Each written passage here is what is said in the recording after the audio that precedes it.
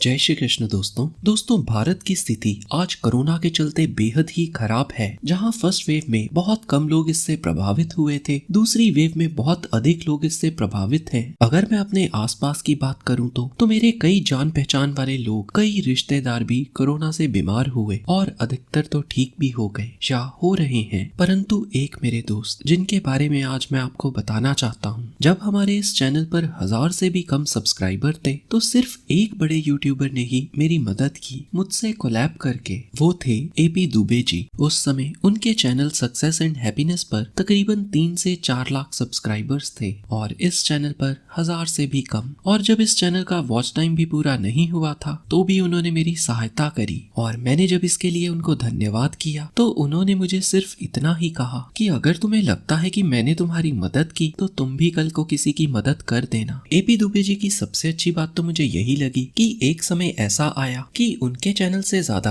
हमारे इस चैनल पर सब्सक्राइबर हो गए। हैरानी वाली बात ये थी कि मेरे साथ उनके व्यवहार में कोई भी परिवर्तन नहीं आया। 1% की भी ईर्ष्या या जलन कभी इन्होंने मेरे साथ नहीं रखी, जो कि शायद कोई और होता तो करता। फिर कुछ दिनों पहले मेरे को पता लगा कि वे हमारे बीच में नहीं है। कोरोना के चलते उनका निधन हुआ। तकरीबन 35 वर्ष इनकी उम्र थी और इनकी सेहत भी एकदम अच्छी थी। तो जो आपके लिए संदेश है वो यही है, इस कोरोना को इस समय आप सीरियसली लेकर अपने और अपने परिवार का ध्यान रखिए। कोरोना से बचाव के लिए क्या करना है ये सब आप अच्छे से जानते हैं। तो अब बात करते हैं कोरोना पर महाभारत ज्ञान के बारे में। तो पहले सुनते हैं महाभारत से एक किस्सा। ये किस्सा मेरे को भेजा है मेरे दोस्त राघवेंद्रा ने। ये बात आज की परिस्थिति में भी पूरी तरह से सही उतरती है। लोग पूछते हैं इस समय करना क्या है, यह आप जानोगे महाभारत की इस बात से। ये घटना है महाभारत के युद्ध के समय की। युद्ध के समय भीम ने ये कहना शुरू किया कि मैंने अश्वत्थामा का वध कर दिया। पहले तो गुरु द्रोणाचार्य को इस बात पर विश्वास ही नहीं हुआ, इसलिए उन्होंने युधिष्ठिर से इस बात की सच्चाई पूछी।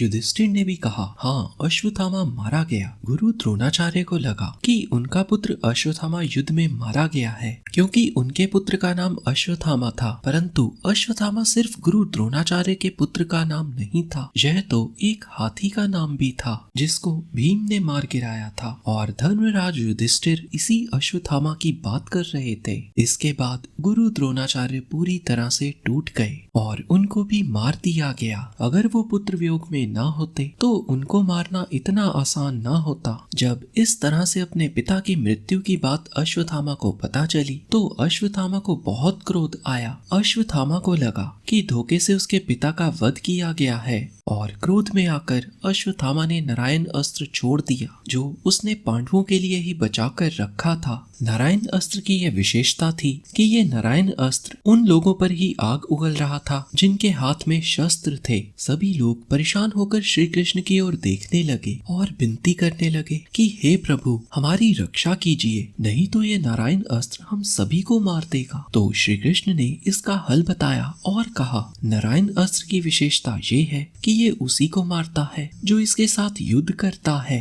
इसलिए जिसके पास भी हथियार हैं, वो अपने हथियार जमीन पर गिरा दे और अपने हाथों को बंद करके भक्ति करे। अपने मन में एक बार भी युद्ध का विचार ना लाए। मात्र ऐसा करने पर ही अस्त्र शांत हो गया। अब इस किस्से से आपने क्या सीखा? पहला, ये प्रहार करने का समय नहीं है। इस समय हमें बचना है। युद्ध में हमें पता होना चाहिए कि कब हमें अटैक करना है और कब शांत होकर बैठ जाना है, अर्थात इंतजार करना है। दूसरा, ताकत इस समय काम नहीं आएगी। अमीर हो या गरीब, सभी लोग इससे प्रभावित हो रहे हैं। हमारे घरों के बाहर कोरोना नाम का शस्त्र घूम रहा है, जो कि फर्स्ट वेव के समय भी खुद ही शांत हो गया। और अगर हम लोग आज भी शांति से कुछ समय के लिए बैठ जाएं और इसके बारे में ज्यादा ना सोचकर परेशान ना हो तो ये भी शांत हो जाएगा। ठीक वैसे ही जैसे फर्स्ट वेव के समय ये धीमा हो गया था, तो कोरोना के बारे में ज्यादा ना सोचकर कुछ समय के लिए शांत होकर बैठ जाएं। जितना ज्यादा समय घर में बिता सकते हैं बिताएं। परमात्मा पर पूरा विश्वास रखकर परिवार वालों का ख्याल रखें और ये समय भी जल्दी टल जाएगा, इसकी प्रभु से प्रार्थना करते हैं। हरे कृष्णा।